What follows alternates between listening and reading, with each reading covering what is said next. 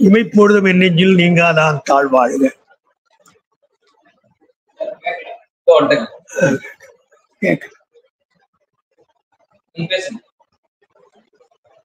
சைவ பெருமக்களே, நம்முடைய சங்கரமடத்தின் சார்பிலே உள்ள நம்முடைய கல்லூரியில் சைவ சித்தாந்தம் இணையதள வகுப்பும் இயல்கின்ற பொழுதெல்லாம் நேர்முக வகுப்புமாக நடத்துகின்ற அந்த முறையில் நேர்முக பயிற்சியாக இன்றைய நாள்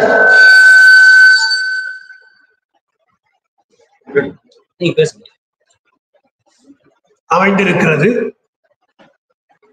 காலையில் அடியனுக்கு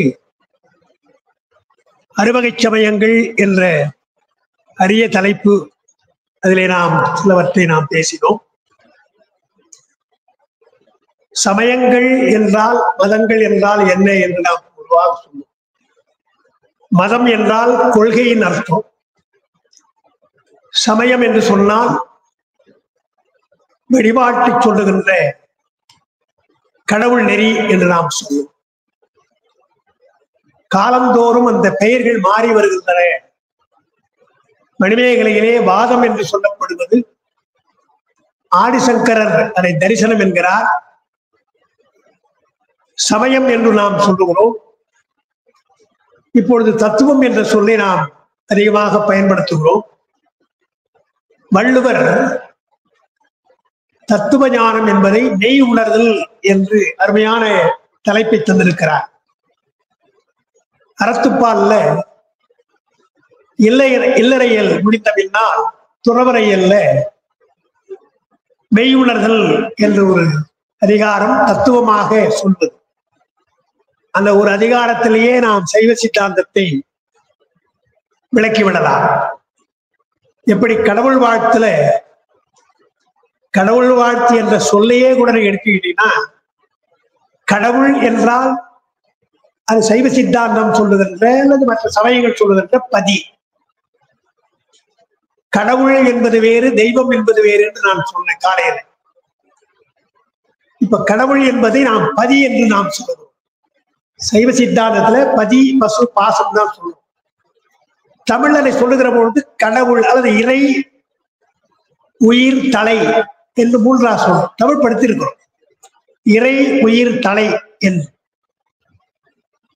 கந்தபுராணத்துல இந்த மூன்று சொல்லை சொல்லுகிறார் கச்சியப்ப சிவாச்சாரியர். ஆன்றதோர் தொல்பதி, அதாவது சான்றவர் ஆய்ந்திடத்தக்கவாம் பொருள் மூன்றுளர். சான்றோர்களாக இருக்கின்றவர்கள் ஆய்ந்து சொன்னது மூன்று பொருள்கள். சான்றவர் ஆய்ந்திடத்தக்கவாம் பொருள் மூன்றுள.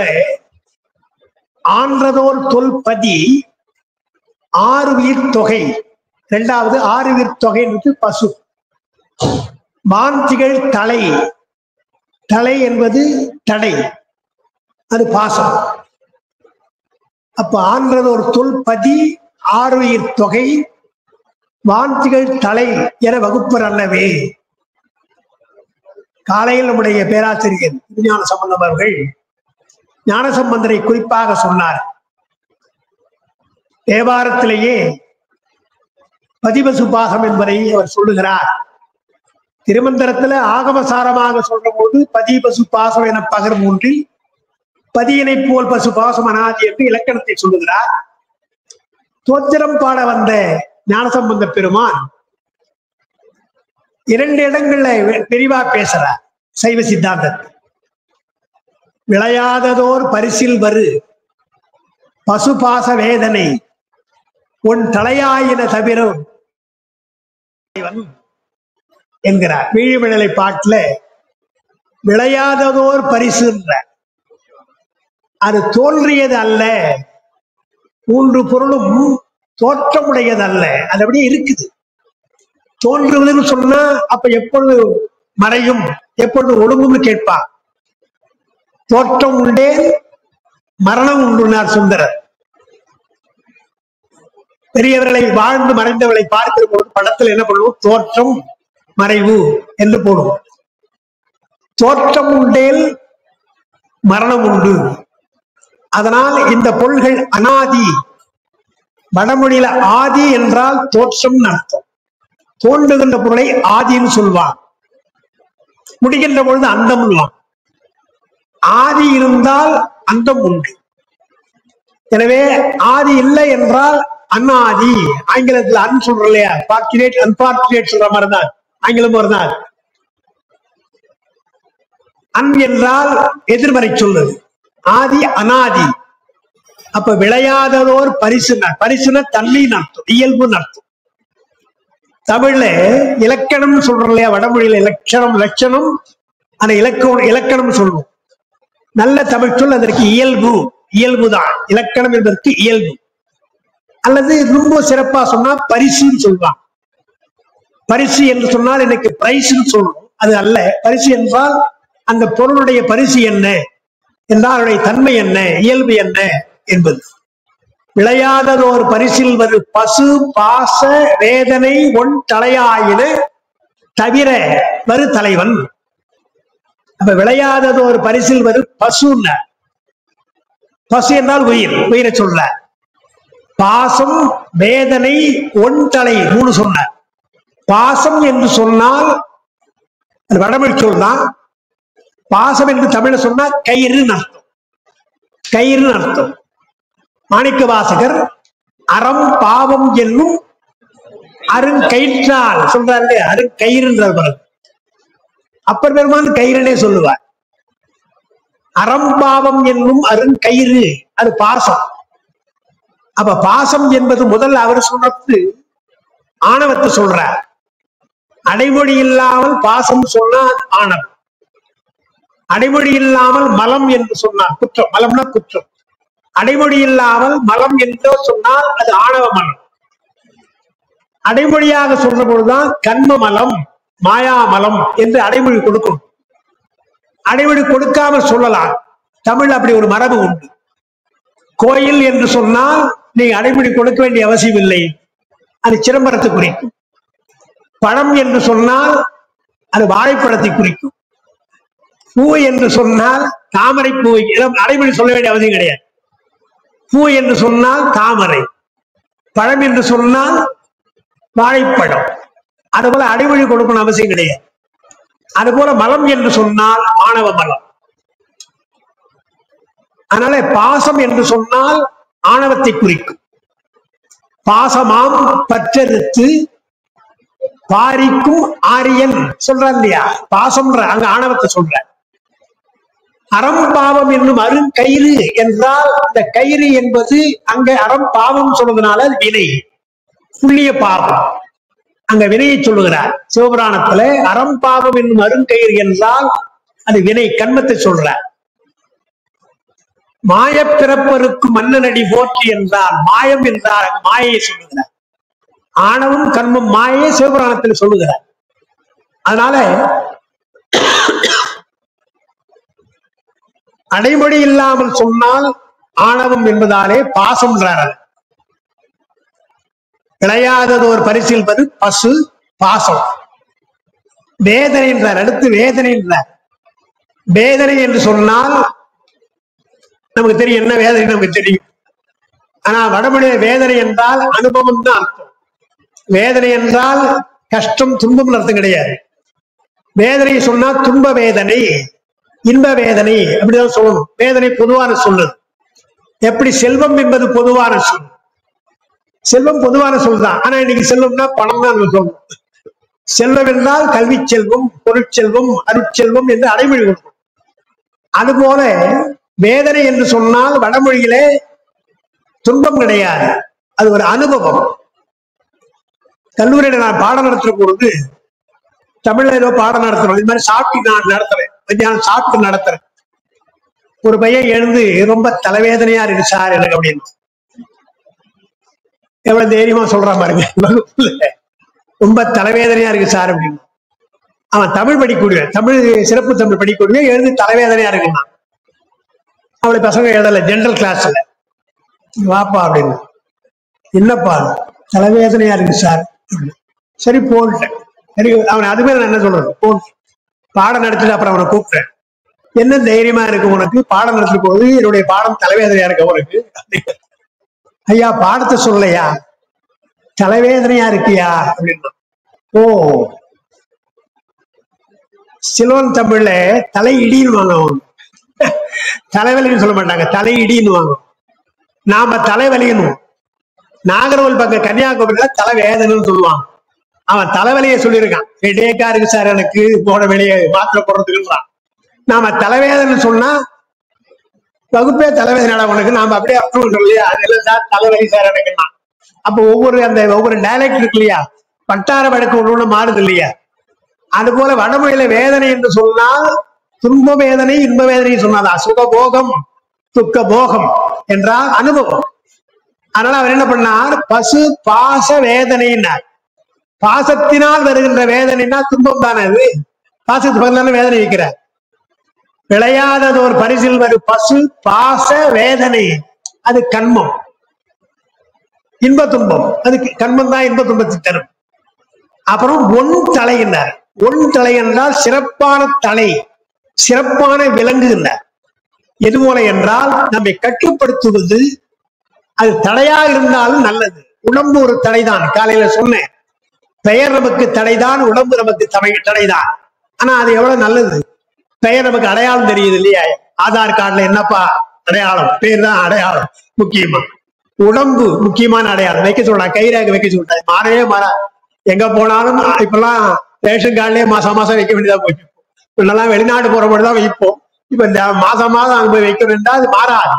பெருமானுடைய படைப்பு என்ன ஆச்சரியம் என்றால், ஒருவர் போல முகம் கிடையாது, ஒருவர் போல மனம் கிடையாது, ஒருவர் போல அறிவு கிடையாது, ஒருவர் போல ரேகை கிடையாது. ஒருத்தர் மாதிரி இருக்க ரேகை, முடியன்னு மாதிரிதான், முடியும் கூட ஒருத்தர் மாதிரி கிடையாது. இது ரெண்டே வைத்துதான் ஃபோரன்சிக்ல கண்டுபிடிக்கலாம், டேப்லெட்ல கண்டுபிடிக்கலாம் யாரான்னு சொல்றான். அப்போ ஒன் தலை என்றால் நமக்கு இவையெல்லாம் நல்ல தலை, நமக்கு பயன்படுகின்ற தடை. ஒன் தலை என்றால் மாயா காரியம் எல்லாம் நமக்கு பயன்படுகின்ற தடை. ஆணவம் என்றால் நமக்கு தொல்லை தருகின்ற தடை. துணையாக இருக்கின்றவர்கள் நமக்கு நன்மையும் செய்யலாம் தீமையும் செய்யலாம். அப்ப ஆணவம் என்பதற்கு இல்லையா, அது மோசமான ஒரு துணை. அதான் முதல்ல நம்ம கிட்ட இருக்கு. நம்ம கிட்ட இருப்பது மோசமான ஒரு துணை ஆணவம். ஒன்று அறிவை மறைக்கும், நம்முடைய அறிவை மறைக்கும், அல்லது அறிவை கீழ்ப்படுத்தும். இந்த ரெண்டு வேலை செய்யும். ஆவாரக சக்தி, அசோனியாமிகா சக்தி என்று ரெண்டு சக்தியா சொல்றாங்க. ஆவாரகம் என்றால் மறைப்பு சக்தி. ஆணவம் நம்முடைய அறிவை மறைக்கிறது, ஆணவம் நம்முடைய அறிவை கீழ்ப்படுத்துகிறது. உயர்ந்த நிலைக்கு போகாது, தாழ்ந்த நிலைத்தான் எண்ணும். எனவே கீழ்ப்படுத்து. எனவே மோசமான துணை. அது நம்முடைய அறிவு விளங்குவதற்காகத்தான் கர்மம் வினை நாம் செய்கிறோம். அது நல்லவனையா இருக்கலாம், தீயவனையா இருக்கலாம். நம்முடைய அறிவு ஆக்கம் பெறுவதற்காக, ஊக்கம் பெறுவதற்காக ஒரு வழி, செயலெல்லாம் வழி. பழக பழக ராகம் சொன்னாங்க, பாடப்பாட ராகம். மூட மூட ரோகம் நான் அறிவு சொல்லியிருக்கேன். மூட மூட ரோகம் என்றால் நோய் வந்தால் உடனே சொல்லிடணும், இல்லை என்னால் மூடி வைத்தால் ரோகம் அதிகமாகின்றான். பாடினால் ராகம்ன்றான். அப்ப எக்ஸ்பீரியன்ஸ் இருக்கு இல்லையா, அதுதான் கண்மம். நாம் செய்கின்ற செயல், அந்த செயல் தான் கண்மம். அது நல்லதா இருக்கலாம், கெட்டதா இருக்கலாம். ஆனால் இதுக்கெல்லாம் துணையா இருப்பது, ஆணவத்தை நீக்குவதற்கும் செயலை செய்வதற்கும் துணையாக இருப்பது என்பது நம்முடைய உடல். தனு, கரணம், புவனம், போகம், 4 பொருளை பெருமான் தந்திருக்கிறார். உயிர் என்பது வியாபகம், காலையில சொல்லும். ஆன்மா என்றால் அது வியாபகம். உடலுக்குள்ளே வருகின்ற பொழுது வியாபகம் அல்ல, ஏகதேசப்பட்டு ஒரு இடத்துல பண்ணு. வியாபகமாக இருந்தால் எல்லாம் தெரியணும், என்னென்ன நடக்குதுன்னு தெரியும். உடம்புக்குள்ள வந்துட்டதுனால இந்த உடம்பளவுதான் நமக்கு தெரியும். இங்க இருந்து பார்த்தால் அவ்வளவுதோட தெரியும். நமக்கு தடையா இருக்கிற சோறுக்கு அப்புறம் என்னன்னு தெரியாது. அப்ப வியாபகமாக நம்மளால அறிய முடியாது. அப்ப வியாபகமாக இருக்கின்ற அந்த ஆன்மாவை அணு அளவாக ஏகதேசமாக செய்வதால் அதற்கு ஆணவம் பெயர். அணு அளவாக செய்வதால் அதற்கு ஆணவம். அப்போ அது நன்மை செய்தா தீமை செய்தா, மோசமான ஒரு துணை. அதை நீக்குவதற்காகத்தான் பெருமான் மாயா காரியத்தை தருகிறார். காலையில் சொல்லும் வேதாந்திகள் மாயையின் சொல்றதுக்கும் சைவ சித்தாந்திகள் மாயை என்று சொல்வது வித்தியாசம். அவர்கள் மாயை என்றால் இல்லாத ஒரு பொருள் இருப்பது போல காண்பது தோற்ற மாயை என்கிறார்கள். சைவ சித்தாந்தத்துல மாயை என்று சொன்னால் அது இருக்கின்ற பொருள், அது மயக்காது, மாயை மயக்காது, மாயை விளக்கும். நமக்கு மாயை விளக்கக்கூடிய பொருள் அல்ல, விளக்கக்கூடிய பொருள் என்று சைவ சித்தாந்தம். உடம்பு இதுல 36 கருவிகள் சொல்றாங்க. இன்னைக்கு தத்துவம் சொல்லியிருக்காங்க. தத்துவம் என்ற சொல்லுக்கு என்ன அர்த்தம் என்றால் 2-3 அர்த்தம் சொல்றாங்க. முதலாவது அர்த்தம், தத்துவம் என்றால் உண்மையின் அர்த்தம். தத்துவம் என்றால் உண்மை. உண்மை என்றால் உள்ள பொருள், மாறாது, என்னைக்கு மாறாது, அப்படியே இருக்கு. உண்மை என்றால் உள்ள பொருள் அர்த்தம். இன்னொரு அர்த்தம் சொல்லுகிறார்கள் சைவ சித்தாந்தம் சொல்வது, தத்துவம் என்றால் கருவிகள், உங்களுக்கு கொடுக்கப்பட்ட கருவிகள். மெய்வாய் கண் மூக்கு செவி எல்லாம் இருக்கு இல்லையா, உடம்பு, அதெல்லாம் கருவிகள் எல்லாம் தத்துவங்கள். நமக்கு உதவுவதற்காக, உயிர் விளக்கம் பெறுவதற்காக தரப்படுகின்ற கருவிகள் தான் தத்துவங்கள். சைவ சித்தாந்தம் தத்துவம் என்பதை கருவி என்று அதிகமாக சொல்லுது. பெரும்பாலான இடங்கள்ல கருவி என்ற பொருள் தான் சொல்லுகிறது. சில இடங்கள்ல உண்மைன்னு சொல்லு, சில இடங்கள்ல உண்மைன்னு சொல்லு. தத்துவம் என்ற சொல்லுக்கு சைவ சித்தாந்தம் கருவி என்று பெரும்பாலும் பொருள் கொள்ளுகிறது. சிறுபான்மை சில இடங்கள்ல உண்மை என்று பொருள் கொள்கிறது. உதாரணம் சொன்னா உங்களுக்கு தெரியும். 6 தத்துவம் படிக்க போறோம். 6 தத்துவம் என்று படிக்கும். 6 தத்துவமும் ஆணவமும் வல்வினையும், 6 தத்துவமும் ஆணவமும் வல்வினையும் சிவபோக சாரம் சொல்லுகிறது, உண்மை விளக்கம் சொல்லுகிறது. சித்தாந்த நூல் 6 தத்துவம் சொல்றாங்க இல்லையா, அது கருவிகள். 36 கருவிகள். விநாயகர் அல்ல, காலையில் சொன்ன அவ்வையா விநாயகர் பாடுற பொழுது, தத்துவ நிலையை தந்து என்னை ஆண்ட இத்தக விநாயக நிறைகடல் சரணே. தத்துவ நிலையை தந்து என்னை ஆண்ட, அங்க தத்துவம் சொன்னா உண்மையினால் எனக்கு இந்த உலக வாழ்க்கை தந்திருக்கிறாய், உண்மை நிலையாக எனக்கு பெருமானிடத்திலே கொண்டு போய் சேர் என்று விநாயக பெருமானை வேண்ட பொழுது, தத்துவ நிலையை தந்து என்னை ஆண்ட இத்தக விநாயக என்கிற பொழுது அங்க தத்துவம் என்றால் உண்மையின் அர்த்தம். 2 பொருள் தெரியுது இல்லையா தத்துவத்துக்கு. தத்துவம் என்றால் கருவின் ஒரு பொருள், தத்துவம் என்றால் உண்மை என்று ஒரு பொருள். 3வது பொருள், அந்த தத்துவத்தையே தத்துவம் என்று பிரிப்பான். தத்துவம் என்று பிரித்தால் தத் என்றால் அது, துவம் என்றால் நீ. உபநிஷத்தில் சொல்லுகிற பொழுது தத்துவமசி என்று நாம சொல்றோம் இல்லையா, தத்துவமசி என்று சொன்னால் அது நீ ஆகிறாய் என்று. நீ சிவமாக மாறுகிறாய், நீ பிரம்மமாக மாறுகிறாய், உயிர் பிரம்மமாக, சீவன் சிவனாக என்று சொல்றோம் இல்லையா, அது தத்துவம் என்றால் அது நீ ஆகிறாய் என்று 3 பொருள் சொல்லுகிறார்கள் தத்துவம் என்று சொல்லுங்க. அதனால ஞானசம்பந்த பெருமான் இந்த உடம்பு என்பதை ஒன் தலையினர், சிறந்த தலை, உங்களுக்கு தலை போல தெரியும், ஆனால் இது உங்களுக்கு உதவக்கூடியது. உடம்பை வைத்துக் கொண்டுதான் நாம் பலவற்றை செய்கிறோம். உடம்பு இல்லை என்றால் உயிர் தன்னுடைய எண்ணத்தை நிறைவேற்றிக் கொள்ள முடியாது. உயிர் எப்பொழுதும் தனியா இருக்காது. உயிர் எங்கேயாவது தனியா இருக்கிறத பார்த்திருக்குமா என்றால் நம்ம எங்க பார்த்திருக்கிறோம்? உயிர் சொல்றமே தவிர உயிரை பார்த்ததில்லை. அளவை படிக்க போறோம். அளவையில காட்சி அளவை, கருதல் அளவை, உரை அளவை பின்னால படிக்க போறோம். இங்கேயே நான் சொல்லி வைக்கிறேன். காட்சி அளவை, கருதல் அளவை, உரை அளவை 3 இருக்கு முக்கியமா. காட்சி அளவையை பிரத்யட்ச பிரமாணம், வடமொழியில பிரத்யட்ச பிரமாணம். கருதல் அளவைய அனுமான பிரமாணம். உரை அளவைய ஆகம பிரமாணம் அல்லது ஆப்த வாக்கியம் என்று சொல்றோம். இதுல உடம்பு என்பது காட்சி அளவை, நம்ம கண்ணால பார்க்கும். நம்முடைய உடம்பு எப்படி இருக்குது பார்க்கும், இது காட்சி அளவை. உயிர் எங்க இருக்குது, அது எப்படி இருக்குது, யாருக்கும் தெரியாது. உயிர் இருக்குது அவ்வளவு. இப்போ கடவுள் இருக்குதான்னு கேட்கிறாங்களே, கடவுளை பார்த்தாதான் நான் நம்புன்னு சொல்றாங்களே. நான் சொல்றேன், உயிரை பார்க்க முடியுதா, அறிவை பார்க்க முடியுதா, அன்பை பார்க்க முடியுதா, பார்க்க முடியாத பொருள்கள் பல உண்டு என்று தொல்காப்பியம் நம்முடைய தமிழ் இலக்கணத்துல சொல்றாங்க. காட்டலாகா பொருள் இதெல்லாம் காட்ட முடியாதுட்டாங்க. அறிவை காட்ட முடியாத காரணத்துல அறிவுன்னு சொல்ல முடியுமா? அன்பை காட்ட முடியாதனால அன்பு என்ற பொருள் இல்லைன்னு சொல்ல முடியுமா? எனவே காட்சி பொருள் என்றும் கருத்து பொருள் என்றும் உண்டு. சைவ சித்தாந்தத்துல 3 வகையா பொருள் சொல்றாங்க. காட்சிக்கு அகப்படுவது, மெய்வாய் கண்மூக்கு செவி என்ற 5 பொறிகளுக்கு அகப்பட்டால் அது காட்சி பொருள். காற்று கூட காட்சி பொருள் தான், கண்ணுக்கு தெரியல ஆனா மேல படுது, எனவே அது காட்சி பொருள் தான். எனவே மெய்வாய் கண்மூக்கு செவி இவையெல்லாம் இதற்கு அகப்பட்டால் அதெல்லாம் காட்சி. எனவே பூவினுடைய மனம் நம்ம மூக்கில வந்து பேசுது இல்லையா, மனம் பார்க்கல, பூ தெரிகிறது, அவருடைய மனம் தெரியல, ஆனால் அது காட்சி பொருள். அனுபவப்பட்டால் அது காட்சி பொருள். அனுபவம் வந்தால் உங்களுக்கு அது காட்சி. எனவே மெய்வாய் கண்மூக்கு செவி என்ற 5 பொறிகளாலும் அறிந்தால் அது காட்சி பொருள். இந்த காட்சிக்கு வராதது, மெய்வாய் கண்மூக்கு செவிக்கு வராதது இல்லையா, அது கருத்து பொருள். மனம், உயிர், அறிவு இதெல்லாம் கருத்து பொருள். உனக்கு மனசு இருக்காப்பா கேட்கிறோம், என் மனசே சரியில்லைன்னு. எத்தனை வகையா நாம சொல்றோம், மனசை பத்தி எத்தனை பாட்டு இருக்கு. திருமுறையில பார்த்தீங்கன்னா மனசுக்கு நிறைய பாட்டு இருக்கு. ஞானசம்பந்த பெருமான் நீனாலும் நன்னெஞ்சே நினை கண்டாய் யார் அறிவாறு தானாலும் வாழ்நாளும் நெஞ்ச பார்த்து சொல்ற.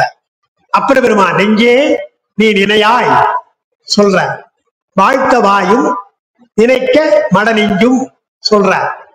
காயமே கோயிலாக கடி மனம் அடிமையாக எத்தனையோ இடங்களை மனசை பற்றி சொல்றாங்க. ஆனால் அது நமக்கு காட்சிக்கு வரல.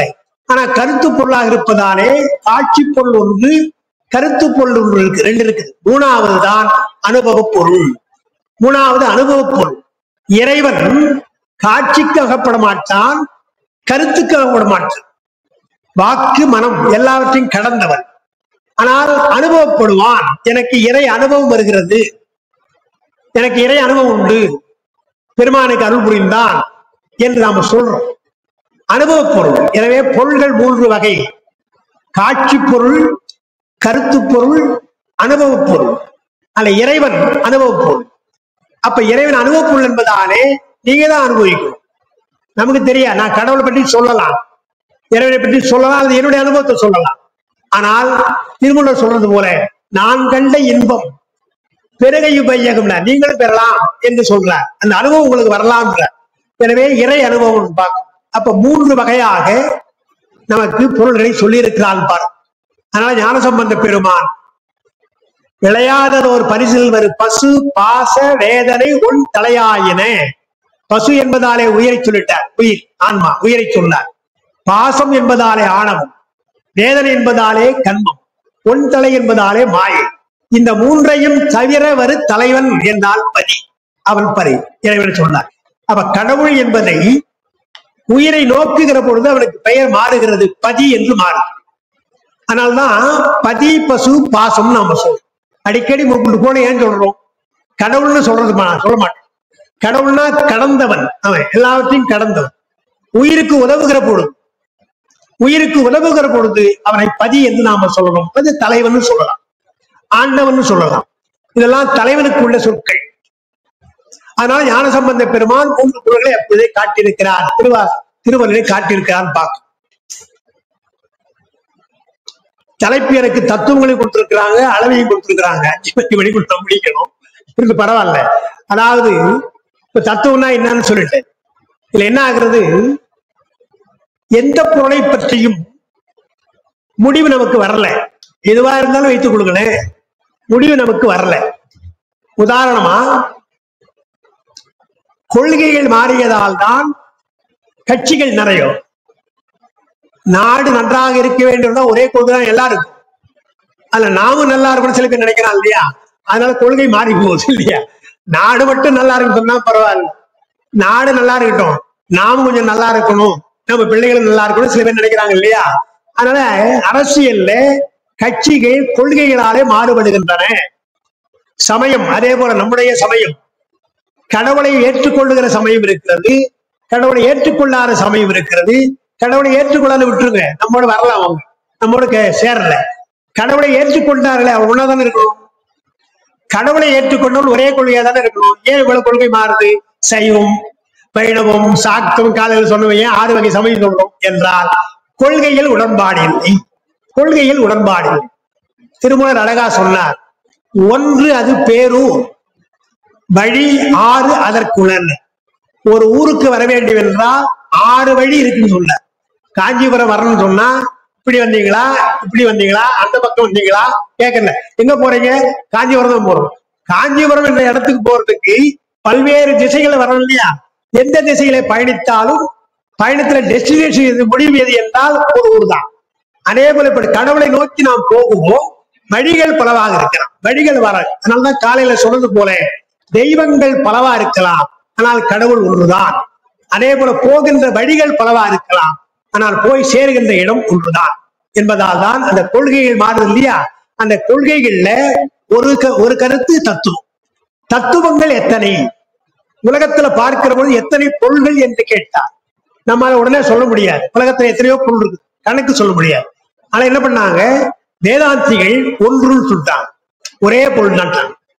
இல்ல சார் எத்தனை பொருள் இருக்கு, இங்கே எத்தனை பொருள் இருக்குது, ஒரே பொருள் சொல்றீங்களே என்றால், நீ பார்க்கிற பொழுது நீ இறைவனை மறந்து பார்க்கிற. எல்லாம் அவனுடைய படைப்புகள், இதெல்லாம் அவன் எல்லாம் வருமா? இவ்வளவு விஷயங்களே அறிவியல் வளர்ந்திருக்கிறது. தண்ணீர் இப்பெல்லாம் பாட்டில சாப்பிட ஆரம்பிச்சு, இப்பெல்லாம் நிறைய தண்ணீர் சாதாரணமா சாப்பிட்டுருக்கோம். இன்னைக்கு அதுக்கு கூட விலை கொடுக்க ஆரம்பிச்சிட்டோம். புத்தகம் வந்திருக்குது. இத்தனையும் எல்லாம் பெருமானும் பின்னணியில இருந்து செய்கிறான். நம்மாலே செய்ய முடியாது என்று எண்ணினால் எல்லாம் ஒரே பொருள் தான். நீயும் பிரம்மம் நானும் பிரம்மம் என்று சொல்ற வேதாந்த கொள்கை என்றால் அது ஒரே பொருள் தான். பொருள் ஒன்றுதான் சொல்லட்டும். ஒரே பொருள் என்று சொன்னால் கொஞ்சம் சிக்கல் வரலாம் என்று என்ன பண்ணாங்க, சில பேர் 2 பொருள் என்று சொன்னார். வேதாந்திகள் ஒரு பொருள் என்று சொன்னார்கள். சாங்கியர்கள் 2 பொருள் சொன்னார். சாங்கியர் 2 பொருள் என்றால் என்ன? ஒன்று அறிவான பொருள், இன்னொன்று அறிவற்ற பொருள் சொன்னார்.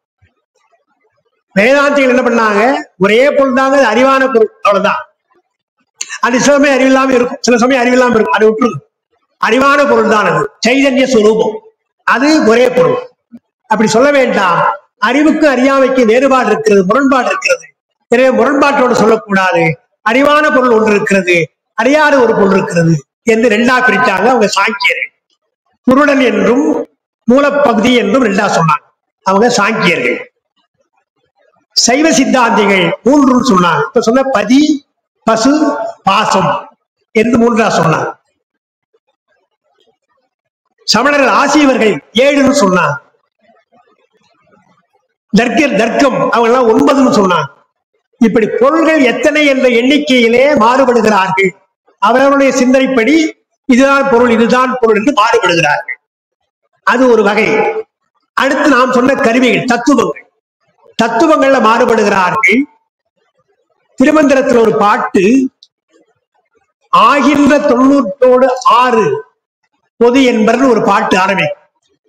ஆகின்ற 96 சத்துவம் பொது என்பர், ஆகின்ற 6 அரும் செய்வர் சொல்வது, ஆகின்ற 6 36 அரும் செய்வர் தத்துவம், ஆகின்ற 4 வேதாந்திக்கு, வைணவர்க்கு ஆகின்ற 4 5 மாயாவாதிக்கே என்று தத்துவங்களுடைய எண்ணிக்கையை திருமந்திரத்துல எண்ணிக்கைப்படி சொல்றார். மொத்தமா என்ன சொன்னார், 96 சொன்னார். நீங்க கேள்விப்பட்டிருக்கலாம், சித்தாந்த வகுப்பு வந்ததுனால தத்துவங்கள் 36 என்றும் தத்துவங்கள் 96 என்றும் சொல்லுகிறார். 2 வகையா சொல்றார். ஏன் சார் அப்படி சொல்றீங்க, 36 36 எங்க இருக்கு, 96 எங்க இருக்கு, ஏன் சார் இப்படி முரண்பாடோடு சொல்றீங்க என்று கேட்கலாம், அல்லது சந்தேகம் வரலாம், நியாயமான சந்தேகம். அதை நாம் எப்படி புரிஞ்சுக்கணும்னு சொன்னா, இந்த 96 சொல்றாங்க இல்லையா, 96 என்பதை தத்துவம் தாத்விகம் என்று 2ஆ பிரிச்சு, தத்துவம் தாத்விகம் என்று பிரிச்சு. தத்துவம் 36, சைவத்தை பொறுத்தவரை 36. 96 36 போனா மீதி 60 தாத்விகம் என்று வைத்தோம். 60 தாத்விகம். தாத்விகம்னா என்ன என்றால் தத்துவத்தினுடைய காரியங்கள், தத்துவத்தினுடைய காரியங்கள் தான் தாத்விகங்கள். அது எது போல என்றால் நிலம், நீர், தீ, காற்றுலாம் சொல்றோம் இல்லையா, இதெல்லாம் காரிய பொருள்கள். தத்துவத்திலிருந்து வருவதாலே அது மாயா காரியங்கள். அந்த காரியங்கள் 60. தாத்திகம் 60,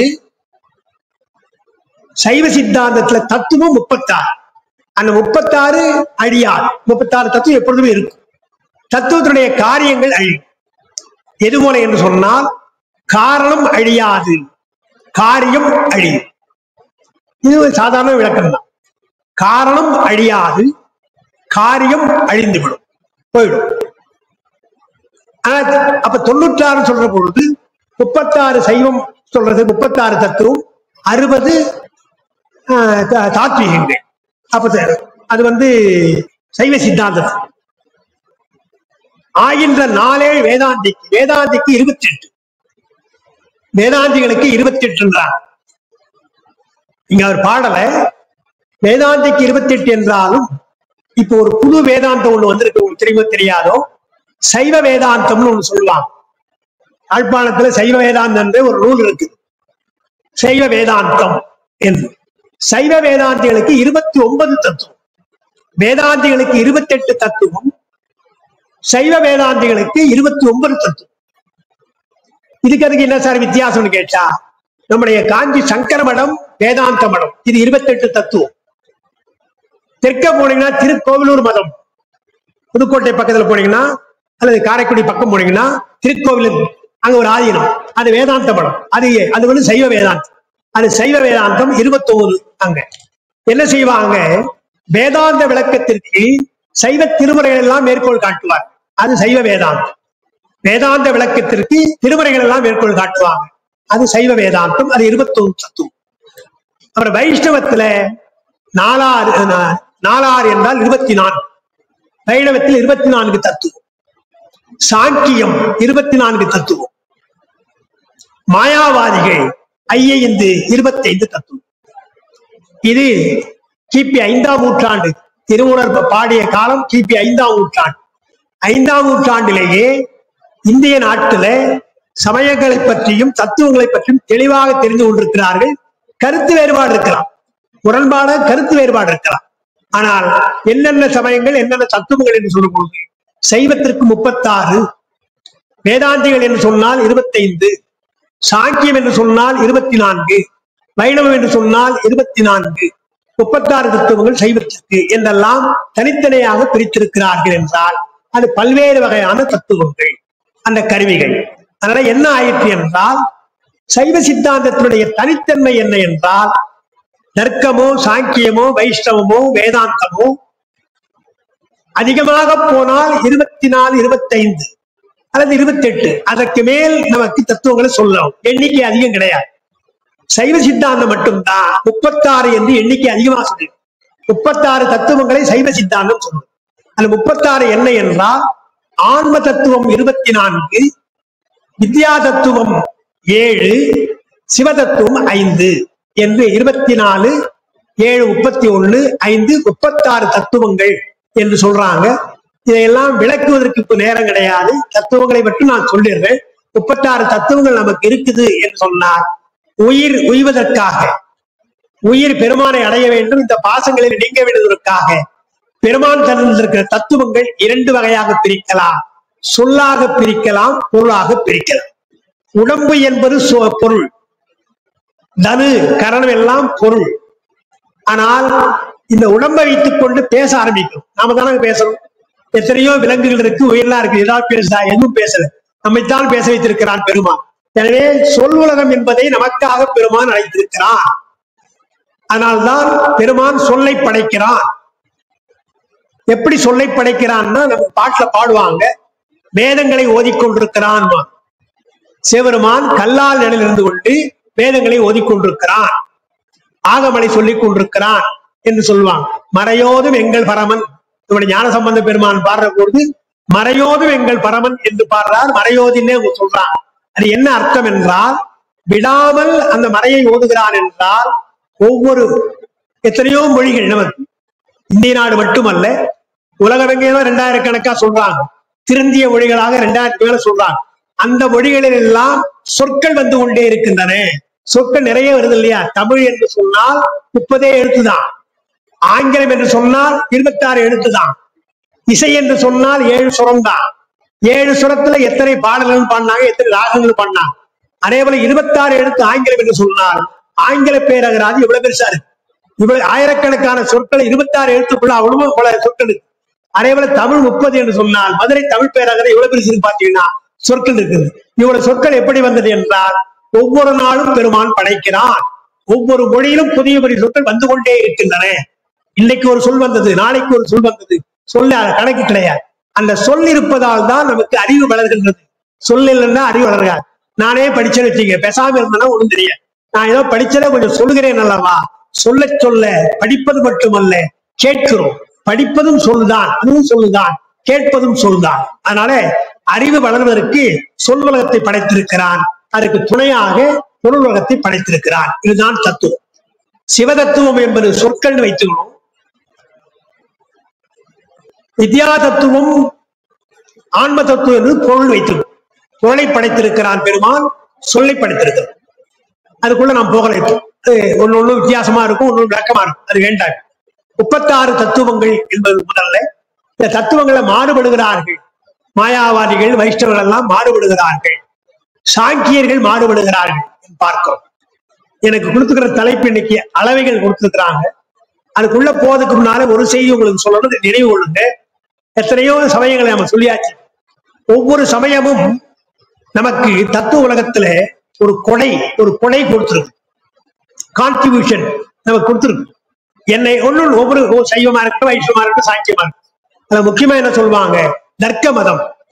தர்க்க மதம் வாதம் மட்டும் அல்ல, நான் படிக்க போற அளவைகள் அவங்க தான் முதல்ல சொன்னாங்க. தர்க்க மதம் சொன்னது அளவைகள், பிரமாணங்களை சொன்னார்கள். தர்க்க மதம். சாங்கிய மதம் முதல்ல தத்துவங்களை சொன்னாங்க. அவங்க 24 தான் சொன்னாங்க. 24 தத்துவம் முதல்ல சொன்னாலும் நாம 36 வளர்த்துட்டோம். வளர்ப்பதற்கு துணையாக 24 தத்துவம் என்று அவர் முதல்ல சொன்னார். இப்ப சாங்கியத்தினுடைய சிறப்பு என்ன என்றால் தத்துவங்களை எண்ணிக்கை சொன்னது.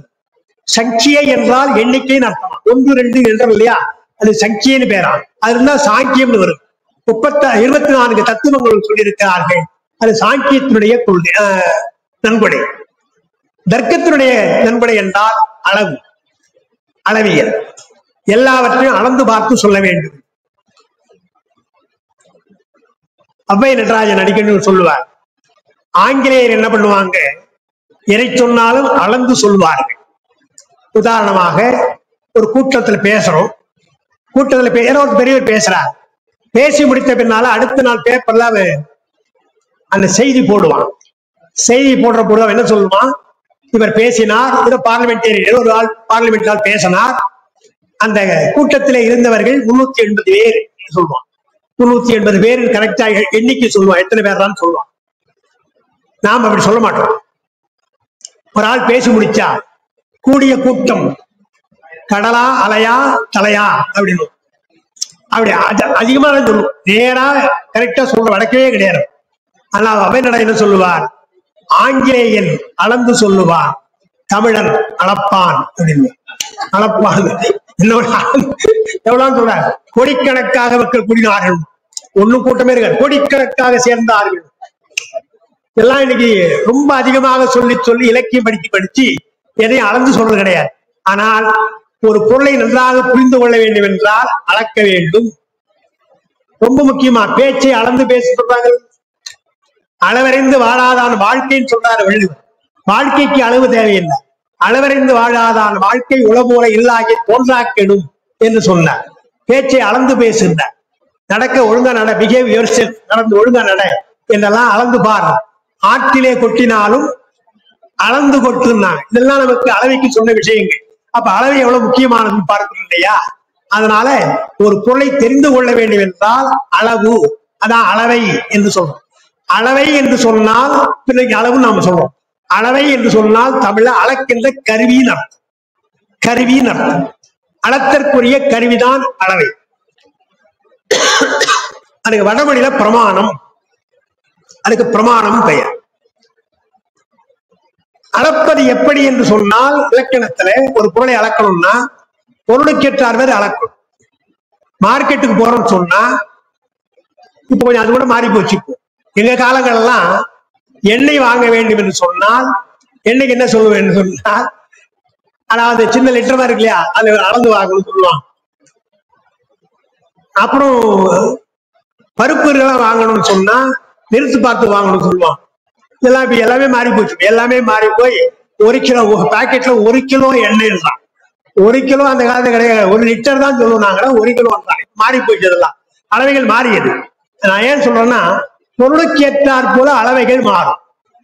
அதனால வாழைப்பழம் என்றால் எண்ணி பார்த்து வாங்கணும். 1 டஜன் கொடு 2 டஜன் கொடுக்கணும் இல்லையா, அது எண்ணி பார்த்து வாங்குதல் எண்ணெய் அளவை. இப்ப அது மாறி போய் அதையும் போட ஆரம்பிச்சோம். மாம்பழம் எல்லாத்தையும் போட ஆரம்பிச்சாங்க. ஒண்ணும் பண்ண முடியாது. எண்ணெய் அளவை என்றால் பொருள் என்ன வாங்குறோமோ அதை எண்ணி வாங்கும்.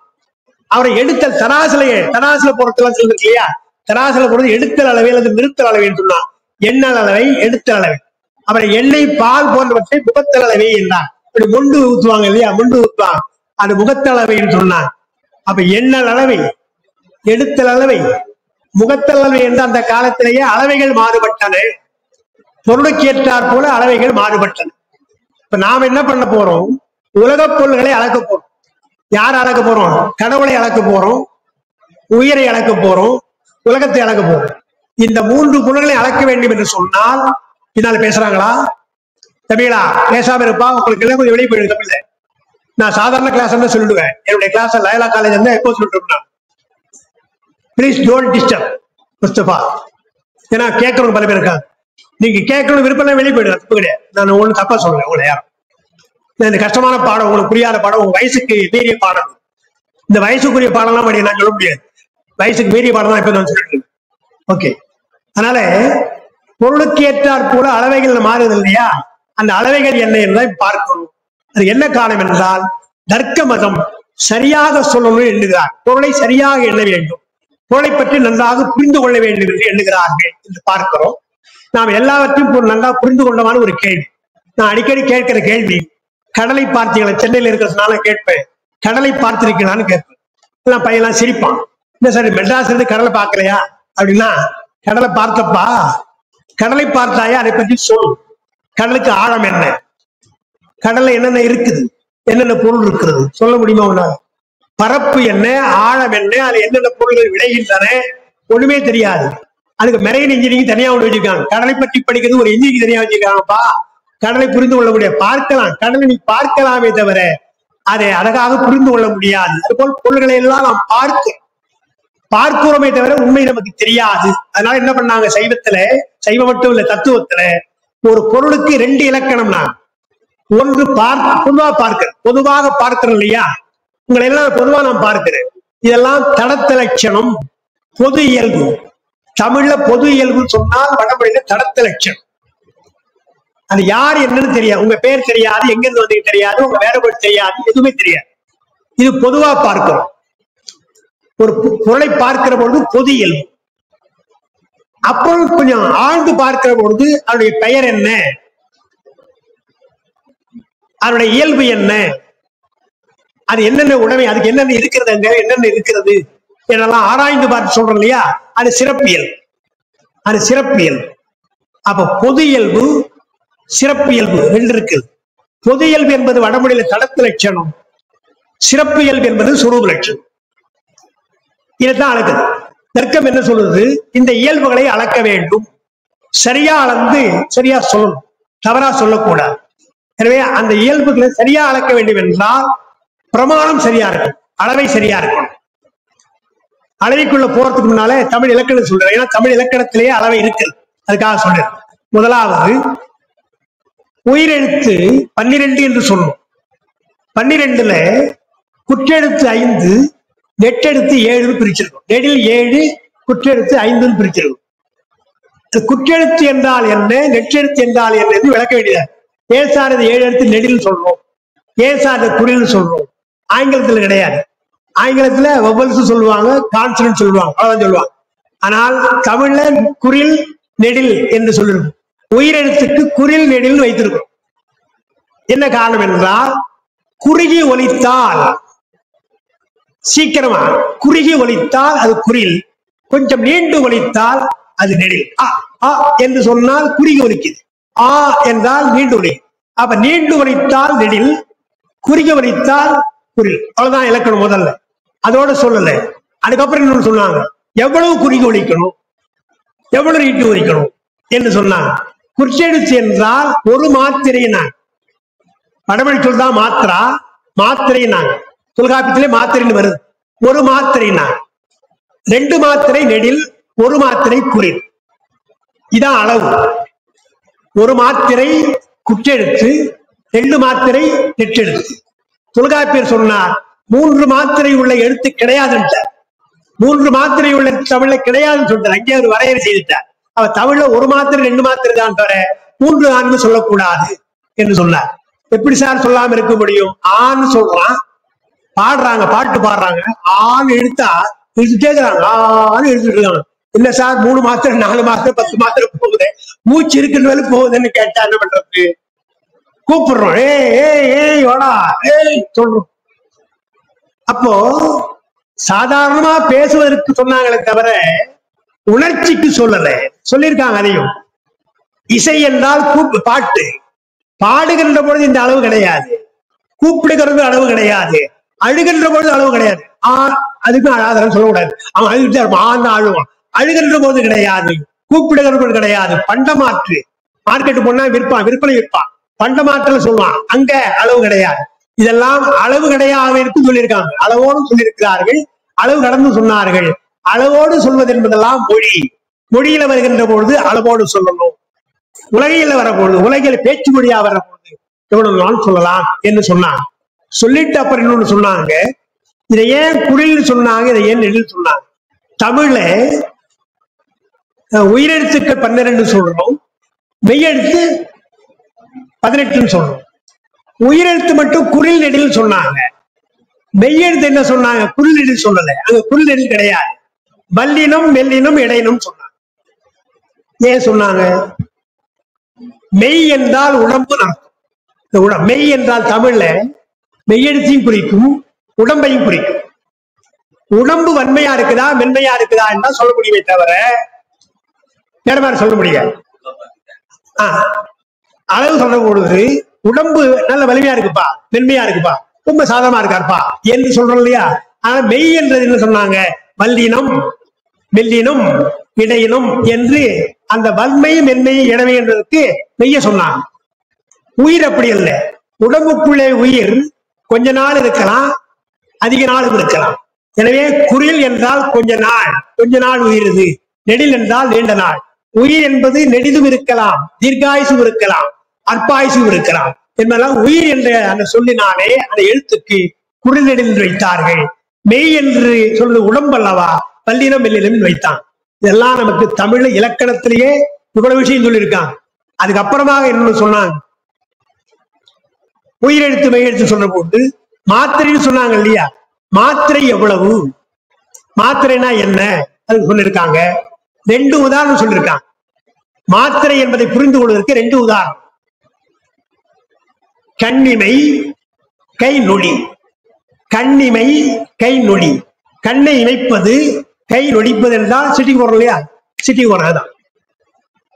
இப்படி போட்டா ஒரு மாத்திரை, கண்ணை இமைத்தால் ஒரு மாத்திரை. 2 சொன்னாங்க. கண்ணிமைப்பதை பார்க்க முடியும், கை நொடிப்பதை கேட்க முடியும். எனவே பார்ப்பதற்கும் கேட்பதற்குமாக அந்த மாத்திரை சொன்னார். கண்ணிமை நொடியன அவ்வே மாத்திரை. அதோட முடிக்கல தொல்காப்பியர். கண்ணிமை நொடியன அவ்வே மாத்திரைன்னு சொல்லிட்டு நுண்ணிதில் உணர்ந்தோர் கண்டவாறே. நான் சொல்லல தொல்காப்பியர் 5000 ஆண்டுகள் நான் சொல்லல. எங்களுக்கு முன்னால, எனக்கு முன்னாலே பெரியவர்கள் ஆழ்ந்து பார்த்து சொல்லி இருக்கிறார்கள். நுண்ணிதில் உணர்ந்தோர், ரொம்ப நுட்பமாக சொன்னவர்கள் சொல்லி இருக்கிறார்கள். அப்போ தமிழ் இலக்கணத்துல ஒரு எழுத்துக்கு எவ்வளவு கஷ்டப்பட்டிருக்காங்க, எப்படி சொல்ல வேண்டும் சொல்லிட்டாங்க. கண்ணிமையினுடைய இப்படியே மாத்திரைனாங்க. பின்னால வந்த 12ஆம் நூற்றாண்டுல எழுந்த நன்னூலார் அவர் என்ன பண்ணாருங்களா, இமையினுடைய தானே அவர் சொன்னார், அதை கொஞ்சம் சேர்த்து சொன்னார். இயல்பெழு மாந்தர் இமைநொடி மாத்திரைன்னு. இயல்பெழு மாந்தர் இமைநொடி மாத்திரைன்னா கண்ணிமைத்தல் தானே ஒரு மாத்திரை. நான் கண்ணை மெதுவா இமைக்கணும், வெள்ளம் மூடுவான் சில பேர், அப்படியே தரப்பான். வெள்ளம் முன்னா அது 3 மாத்திரை கூட இல்லையா, 3 மாத்திரை கூட வரலாம் இல்லையா? செயலாளர் கொழுப்பு என்ன பண்ணுவான், நீ ஒரு மாத்திரை சொல்றியா, நான் மெல்ல மூடுறேன் வெள்ள இமைக்கிறேன்னு சொன்னா. இயல்பெழுன இயல்பாக இமைத்தால், இயல்பாக இமைத்தால் மாற்றலையா பண்ணக்கூடாது. இயல்பாக நீ இமைத்தால் ஒரு மாத்திரை தான். இயல்பு எழு மாத்திரை, இமைநொடி மாத்திரை. இயல்பெழு மாந்தர் இமைநொடி மாத்திரை. வயசாகி போய் படுத்து கிடப்பாங்க, படுக்கையில் படுத்து கிடப்பாங்க, அவங்க கண்ணு வைக்கவே மாட்டாங்க, அப்படியே இருப்பாங்க. மூடுவாங்க, வெள்ள திறப்பாங்க, மூடுவாங்க. எங்க சார் ஒரு மாத்திரை காணுமே, 3 மாத்திரை. அதெல்லாம் இயல்பான மாத்திரை அல்ல, அதெல்லாம் வயசான கேஸ். எனவே படுத்துக்கிறதுலாம் கேட்டுக்காரு, இயல்பா ஆரோக்கியமா இருக்கிறான் இல்லையா, ஆரோக்கியமா இருக்கக்கூடிய உடம்ப பாரப்பா, அது இயல்பாக கண்ணு வைக்கிறான் இல்லையா, அதுதான் இயல்பு மாத்திரை இமைநொடி மாத்திரை. இல்ல இவ்வளவு சொல்லியாச்சு. அப்போ அளவு என்று சொல்ற பொழுதே மினிமம் என்ன அளவு முதல்ல சொல்லிட்டான், 1 நொடிதான் நமக்கு இமை. அதனால்தான் மாணிக்க வாசகர் இமைப்பொழுதும் எண்ணெஞ்சில் நீங்காதான் என்று சொன்னார். அதான் நமக்கு புரியும். இமைக்கு கீழே இருக்குது. ஒலிம்பிக் எல்லாம் நீங்க போனீங்கன்னா 0.0 போட்டு புள்ளி புள்ளின்றான். செகண்ட் சொல்ற போது 1 செகண்ட் அல்ல, அதை விட என்ன சொல்றான்.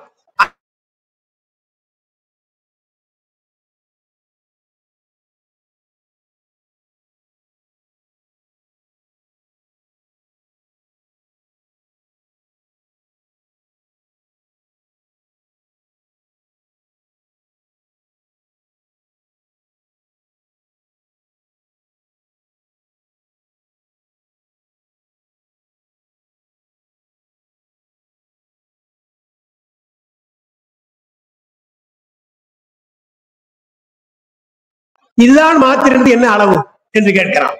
அதுக்கு அவங்க என்ன சொல்றாங்க, ஒரு வரி, முக்கியமான வரி, அளவைக்கு அளவை இல்லைன்றான். அளவைக்கு அளவை இல்லை எழுதுறாங்க.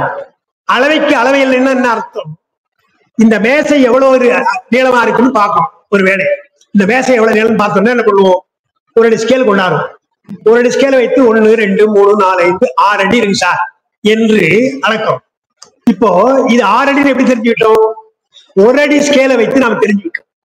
தமிழ சொல்லுவாங்க, வெறுங்கையால முழம் போடாதான்னு. வெறுங்கையில என்ன முழம் போடுறேன், சும்மா முழம் போட்ட ஏதாவது முழம் போடுறோம்னா, அப்போ முழம் போடுறதுக்கு ஒரு துணி இருக்கு இல்லையா, அது முழம் என்பது ஒரு கை அளவு. அதே போல 1 அடி என்று சொன்னால் இந்த நீட்டல் அளவையில 1 அடி இருக்கு இல்லையா, 1 அடியால் அளந்தால் 6 தடவை அளக்கணும். 6 அடி, அதோட வாய் முடிக்கணும், அதோட வாய் முடிக்கணும். அப்புறம் என்ன கேட்பான், 1 அடி தானே, அது எப்படி 1 அடி சார்? 1 அடின்னு ஒத்துக்கிட்டாதான் 6 அடி சொல்ல முடியும். 1 அடி அது எப்படி 1 அடின்னா நாம என்ன பண்ணுவோம், 2 அரை அடின்னு சொல்லுவோம். 2 அரை அடி தான். அந்த அரைனா இப்படி, இந்த 2 கால் சொல்லுவோம். போயிட்டே இருக்கும். நீங்க அளவையை அளந்து போனீங்கன்னா எங்கேயோ ஒரு இடத்துல நிக்கணும். சைவ சித்தாந்தத்துல என்ன பண்ணாங்க தெரியுங்களா, நம்முடைய பெருமானுக்கு அப்பா அம்மா இல்லைன்ட்டாங்க. தாயும் இலி தந்தை இலி தான் தனியன் காணேன் மாணிக்க வாசகர். அம்மா கிடையாது, அப்பா கிடையாது. ஏன் தெரிய சொன்னாங்க, ஒருவேளை அப்பா அம்மா இருக்குன்னு சொன்னா அவங்கள அப்பா அம்மா யாரு கேட்பாங்க. ஒருவேளை நம்ம கடவுளுக்கு சிவனுக்கு அப்பா அம்மா இருக்கிறாங்க, அண்ணாமலை பெருமானுக்கு அப்பா அம்மா இருக்கிறாங்கன்னா சரின்னு கேட்டுக்குவான். கேட்டுட்டு போய் வந்து என்ன சொல்லுவான், அவங்க அப்பா அம்மா யார் அப்படின்னு கேட்பான். அப்ப நான் இன்னொன்னு சொல்லி ஆகணும், அவங்க அப்பா அம்மா இன்னொன்னு. அப்புறம் அவங்க அப்பா அம்மா யார் என்றால், தர்க்க மதத்துல கேள்வி கேட்கிற பொழுது ஒரு குறிப்பிட்ட அளவுக்கு மேல் கேட்க கூடாது. கேட்டால் அது அறியாமை. எங்கேயா ஒரு இடத்துல இருந்தா அது இருந்தா அறிவு. அதுக்கு மேல் கேட்டுட்டே போனீங்கன்னா அதுக்கு அளவே கிடையாது. வரம்பின்றி ஓடுதல் சொல்லுவாங்க. அனவஸ்தை, வடமொழியில அனவஸ்தை. அது வரம்பின்றி ஓடுதல் தர்க்கத்துல ஒரு குற்றம். அது மாணவன் கூட கேட்கிறான்னு சொன்னா அதுக்கப்புறம் கேட்டா எப்படி விளக்குறது? விளக்க முடியாது. ஒண்ணுதான் விளக்கலாம், 2 விளக்கலாம். மேல மேல கேட்டா விளக்க முடியாது. உட்கார்ந்து பாப்போம், பார்த்துக்கலாம், வேற ஒண்ணும் பண்ண முடியாது. எனவே அளக்கின்ற பொழுது அளவையிலே நமக்கு சந்தேகம் வரக்கூடாது என்றால் அளவைக்கு அளவை இல்லை. நீ ஏதோ ஒன்று அளக்க, இது 1 அடி எடுக்குமா, இதை அளக்குமா, 1 அடி கொண்டா, இல்ல 1 மீட்டர் கொண்டா என்று நாமே முடிவு செய்து கொண்டு அதை முதல்ல நம்பணும். எது போல என்றால், இறைவன் என்று சொன்னால் அவனுக்கு தாய் தந்தை இல்லை என்று சொல்ற நம்புறோம் இல்லையா? தாய் தந்தை இருந்தா என்ன ஆகும், அப்பா அம்மா அவங்க அப்பா அம்மா யாருன்னு ஆயிடும். அதனால அது கிடையாது. அவனுக்கு நமக்கு என்ன வேறுபாடு என்றால், நாம் தாய் தந்தையோடு இருக்கிறோம். தாய் தந்தை தான் நம்மை பிறக்க வைக்கிறார்கள் நம்ம உடம்பை. ஆனால் அவருக்கு அது கிடையாது என்பதனால அவருக்கு சிறப்பு சொல்றத தவிர அதுல கேள்வி கேட்கக்கூடாது என்று அளவை என்பதற்கு ஒரு அளவு உண்டு. அதுதான் இவையல் விழு மாந்தர் இமைநொடி மாத்திரை என்றும், தொல்காப்பியர் கண்ணிமையினுடையது அவ்வே மாத்திரை என்றும் சொன்னார். இது இலக்கணம். இலக்கியத்து வாங்க திருக்குறள், அது ரொம்ப எளிமையா புரியும். திருக்குறள் ஒரு குறள், இன்னைக்கு உள்ள சிக்கலான குறள், பகுத்தறிவாளர்கள் ஒத்துக்கொள்ளாத ஒரு குறள். அது அவங்க தனியா ஒரு குறள் சொல்றாங்க. அது என்ன குறள் என்று சொன்னால், அறத்தாறு இதுவென வேண்டா சிவிகை பொறுத்தானோடு ஊர்ந்தான் இலை என்று ஒரு குறள் இருக்கு. அறத்தாறு இதுவென வேண்டா சிவிகை பொறுத்தானோடு ஊர்ந்தான் இடை. என்ன வள்ளுவர் சொல்றார்? அறம் செய்யணும்பா, அறம் செய்தால் உனக்கு நன்மை விளையும்.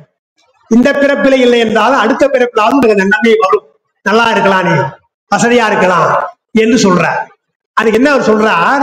அதை நான் எப்படி சொல்றது, உனக்கு எப்படி ப்ரூவ் பண்றது, எப்படி ப்ரூவ் பண்றது? நீ பார், அங்க பார் மாதிரி சொல்றாரு. அந்த காலத்துல இன்னைக்கும் போறாங்க, பல்லக்கில போவான்.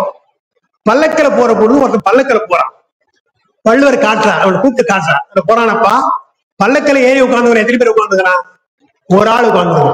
சுமக்கிறவன் எத்தனை பேரு? 7 பேர் சுமக்கிறான். ஒருவன் ஏறி உட்கார்ந்து கொண்டு 7 பேர் சுமக்கிறான்.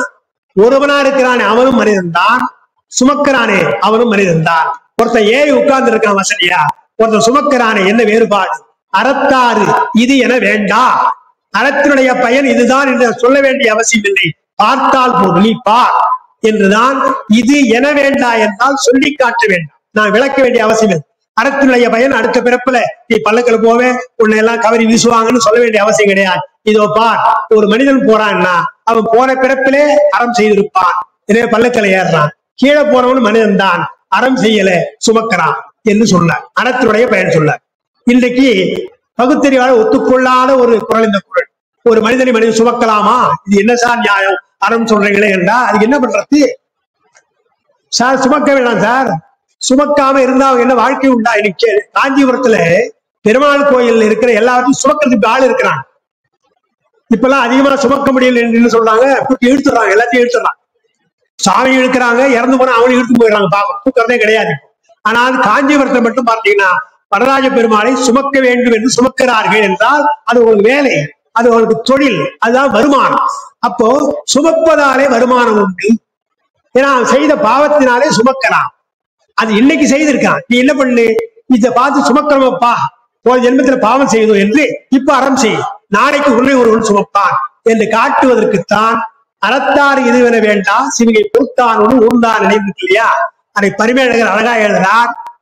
அறத்தார் இதுவென வேண்டாம் என்ற சிவிகை ஊர்ந்தான் இருக்கு இல்லையா, சிவிகையோடு போறானே, அது காட்சி அளவை பார்ப்பு. அறத்தினுடைய பயன் என்ன என்றால் பார்ப்பு. சார் ஏற்றத்தாழ்வு ஏன்? சைவ சித்தாந்தத்துல வினை கொள்கை ஏன் ஒரு கேள்வி கேட்கிறான். பாவ புண்ணியம் என்ற வினை கொள்கை ஏன் என்று கேட்டால் முதல் பதில் என்ன தெரியுங்களா? கடவுள் கருணை உள்ளவன் என்று நிரூபிப்பதற்காக வினை உண்டுன்னு சொல்றோம். கடவுள் கருணை உள்ளவன் என்று சொல்லலாம். கடவுள் கருணை உள்ளவன் சொன்னா நமக்கு பிரச்சனையா இருக்கு. என்ன பிரச்சனை? ஒரே மாதிரி இல்லை, ஏற்றத்தாழ்வு, கல்வியில ஏற்றத்தாழ்வு, அந்தஸ்துல ஏற்றத்தாழ்வு, செல்வத்தில ஏற்றத்தாழ்வு. கடவுள் கருணையுடன் இருந்தா எல்லாரையும் கோடீஸ்வரனா படைக்கலாம் இல்லையா? இல்லையே.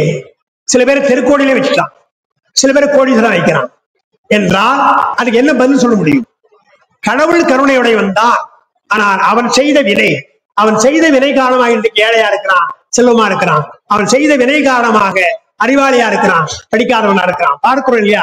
நமக்கு என்ன தெரியுது? கண்ணுல ஏழையாக ரோட்டோரத்துல கஷ்டப்படுற நமக்கு தெரியுது. இன்னொன்னு சொல்றாரு வள்ளுவர், அறிவு என்பது வருது அல்லவா, அது உங்களுடைய வினையால். ஊழ் என்ற அதிகாரத்துல ஒரு குறள் சொல்றார். என்ன சொல்றார்? இருவேறு உலகத்து இயற்கை, திருவேறு தெள்ளியராதல் வேறுன்ற. செல்வனா பிறப்பது அதே சமயத்தில் தெள்ளியராக அறிவாளியாக பிறப்பதற்கு ஊழ் காரணம். நாம் என்ன நினைக்கிறோம்?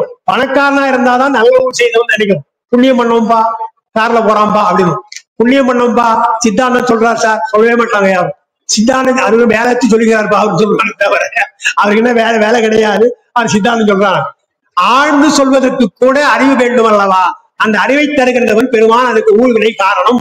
எனவே இருவேறு உலகத்து இயற்கை, திருவேறு செல்வம் வேறு, தெள்ளியராத அறிவாள் என்பது வேறுன்னு ஊழ சொல்றார். அதுதான் சொல்றாங்க. அழப்பன் தர்க்கத்துல சொல்ற பொழுது கடவுளை உண்டு என்று சொன்னால் கடவுள் கருணையா இருந்ததற்கு வினை காலம் என்ற ஒரு பதிலைத்தான் நாம் சொல்லுகிறோம், பார்க்கிறோம். அந்த வினையை பற்றியும் கடவுளை பற்றியும் தான் இப்ப நம்ம அளக்க போறோம். அளப்பதற்கு முடியாத பெருமான், அளப்பதற்கு முடியாத பெருமான் இருந்தாலும் அறிவினாலே அளக்கின்றோம். பக்தியினாலே நம்ம அளக்க முடியாது, அவசியம் கிடையாது. பக்தியில எல்லாம் ஒத்துக்கிறீங்க. பக்தி உள்ளவர்களாக இருந்தால் கடவுள் உண்டுன்னு சொல்லு அப்படிதான் அப்படின்னு சொல்லிடுறீங்க உடனே. தென்னாடுடைய சிவனே சொல்றார் தெய்வசிகாமின்னா, தென்னாட்டவருக்கு இறைவன் நாம ஏன் சொல்றோம்? அதை உடன்படுகிறோம். தென்னாடுடைய சிவனையை போட்டீங்கன்னா பேசாம பார்த்துட்டோம்னா நமக்கு உடன்பாடு இல்லைன்னு அர்த்தமாகிடும் இல்லையா? அதனால அதோடு உடன்படுகிறோம் என்று அர்த்தம் அல்லவா? எனவே பக்தியிடத்திலே நாம் விளக்க வேண்டிய அவசியம் இல்லை. கடவுள் உண்டு என்பதை உணர்ந்த அன்புடையாளத்திலே விளக்க வேண்டிய அவசியம் கிடையாது. கடவுள் உண்டா இருக்கிறாரா என்று கேட்கிறான் இல்லையா, அவளுக்கு சொல்ல வேண்டியதாரு. அதனால்தான் இந்த சித்தாந்தம் படிக்கும். தத்துவம் என்பது என்ன என்றால் கடவுளை நம்புகின்றவர்களுக்கு கிடையாது, கடவுளை நம்புறது சொல்ல வேண்டிய அவசியம் கிடையாது.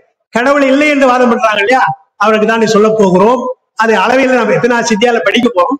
ஆனா அளவையில நம்ம படிக்க இல்லையா, கடவுள் இல்லை என்பதற்கு எப்படி சொல்றான், எப்படி நாம் நிறுவுகிறோம் என்பதெல்லாம் பின்னால படிக்க போறோம். அதற்கு துணையாக இருப்பது இந்த அளவியல். அந்த அளவியல் என்று சொன்னால் பிரமாணம் சொல்லு.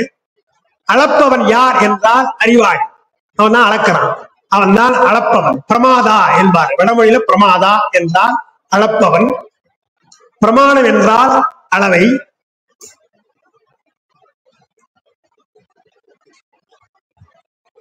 பிரமை, பிரமையின் அர்த்தம். பிரமை என்று சொன்னால் மெய்யறிவு அர்த்தம். பிரமை என்று சொன்னால் மெய்யறிவு. இப்ப பேச்சுவாடைகளை பிரமை என்பதோ பிரம்மபுற்று, அது அல்ல, அது பொய் அல்ல. பிரமை என்றால் மெய்யறிவு அர்த்தம். பிரமாணத்தின் மூலமாக வந்தால் அது பிரமை.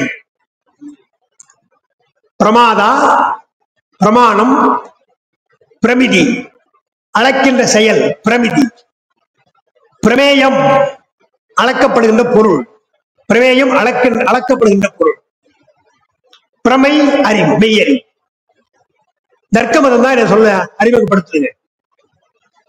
அதனால என்ன செய்தால் நாம் படிக்க போற சித்தியாரம் இருந்தாலும் சரி, சிவஞான போதமா இருந்தாலும் சரி, முதல்ல பிரமாணியல் கடவுள் உண்டு என்பதை நிறுவனம். யாருக்கு நிறுவனம்? கடவுள் இல்லைன்னு சொல்றாங்க அவனுக்கு தான் நிறுவனம். இருக்கிறவன் சொல்ல வேண்டிய அவசியம் கிடையாது, நம்புகிறவன் சொல்ல வேண்டிய அவசியம் கிடையாது.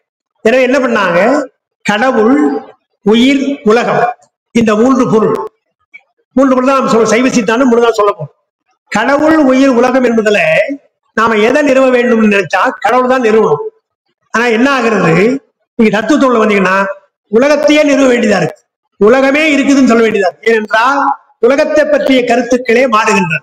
உலகம் யாராலும் தோற்றப்படாமல் தானே இருக்கிறது சில பேருடைய கொள்கை. உலகம் யாராலும் தோற்றப்படவில்லை, தானே இருக்கிறது, அனாதி என்றார். உலகம் அழிவே அழியாது, அழிய பாக்குறாங்க, அழிய பாக்குறாங்க, இருந்தாலும் உலகம் அழிவே அழியாது என்ற பாகம் இருக்கிறது.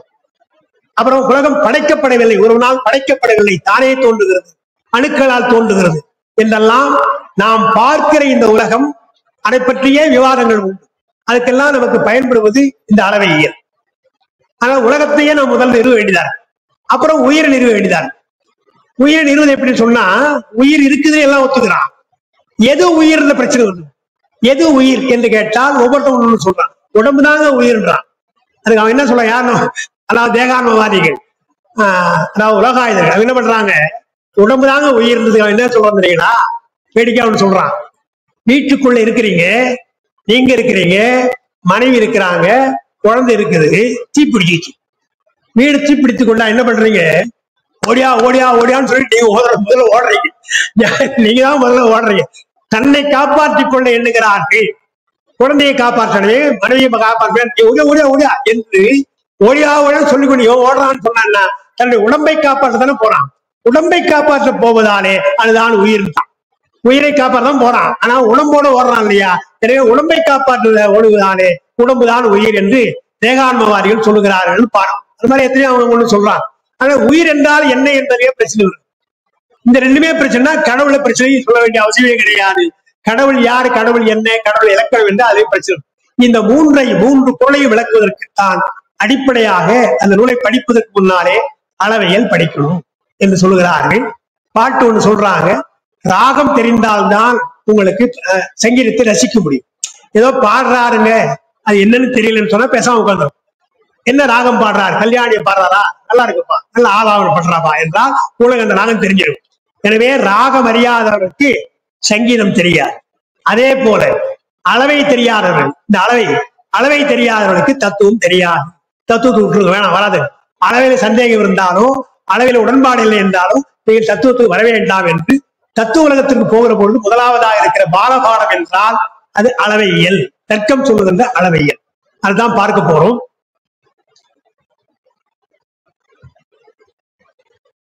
முதல்ல நீங்க அளவை பார்க்கிற பொழுது மணிமேகலையில் பார்க்கலாம். மணிமேகலையில அளவைவாதின்னு வருது. மணிமேகலை தான் அளவையில் சொல்றாங்க. வேத வியாசர் முதல்ல கிருதகோடி, ஜெய்மினி 3 பேர் சொல்றாங்க. மணிமேகலையில 3 பேர் சொல்றாங்க. வேத வியாசர் சொல்லியிருக்கிறார் அளவை பற்றி. கிருதகோடி என்ற ஒரு முனிவர் சொல்லியிருக்கிறார். ஜெய்மினி மீமாசை கிருதகோடி கிருதயோகம் சொல்றேன். அந்த மாதிரி கிருதகோடி அவர் ஒரு முனிவர், அதை பற்றி அதிகம் தெரியல. கிருதகோடி ஜெய்மினி முனிவர் சொல்றார். ஜெய்மினி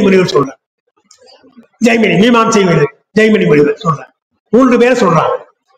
இந்த 3 பேர் என்ன பண்றாங்க? 6, 8, 10 அப்படி சொல்றாங்க.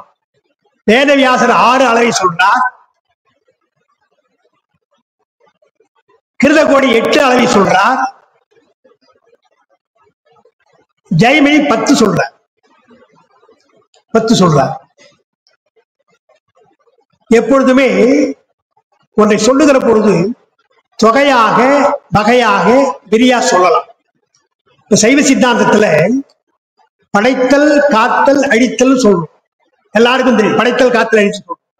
அதை எப்படி சொல்லலாம் என்றால் பந்தம் வீடு 2 சொல்லலாம். 3 தொழில் 2 சொல்லலாம். பந்தம் வீடு 2 சொல்லலாம். அல்லது இன்னும் கொஞ்சம் விரிவா சொன்னா படைத்தல் காத்தல் அழித்தல் 3 சொல்லலாம். இன்னும் கொஞ்சம் விரிவா சொன்னா படைத்தல் காத்தல் அடித்தல் மறைத்தல் அருளல் என்று 5 சொல்லலாம். பெருமானுடைய தொழில் 5 தொழில் சொல்லுவான். அந்த 5 தொழிலை விரிவாக சொன்னால் படைத்தல் காத்தல் அடித்தல் மறைத்தல் அருளல். வகையாக சொன்னால் படைத்தல் காத்தல் அடித்தல். தொகையாக சொன்னால் பந்தம் வீடு. இப்படி சொல்லலாம் இல்லையா? அது மாதிரி எல்லாம் சொல்லலாம். நமக்கு 5 எழுத்து, நம்முடைய 5 எழுத்து அப்படிதானே. தூல பஞ்சாட்சரமாக சொல்லலாம், சூக்கு பஞ்சாட்சரமாக சொல்லலாம், அதிசூக்குமாக சொல்லலாம், காரண பஞ்சாட்சரம் சொல்லலாம், மகா காரணம் சொல்லலாம். சொல்றலையா? அது போல அளவைகளை சொல்ற பொழுது கூட 6ஆக சொல்லலாம், 8ஆக சொல்லலாம், 10ஆக சொல்லலாம். பின்னால படிக்கிற பொழுது படிக்க போறீங்க. தசகாரியம் ஒன்று இருக்கு. தசகாரியம் என்றால் தசம 10 நடத்தும். தசம் 10 10 காரியம்னு சொல்றது உண்மை நெறி விளக்கம் என்ற நூல தசகாரியம் சொல்றாங்க. பெருமானை அடைவதற்கு என்னெல்லாம் வழிகள், தசகாரி 10 வழிகள் சொல்றாங்க. ஆனா என்ன சொல்றாரு சிவப்பிரகாசத்துல உமாவரி சிவம் 3ஆ சொல்றாரு.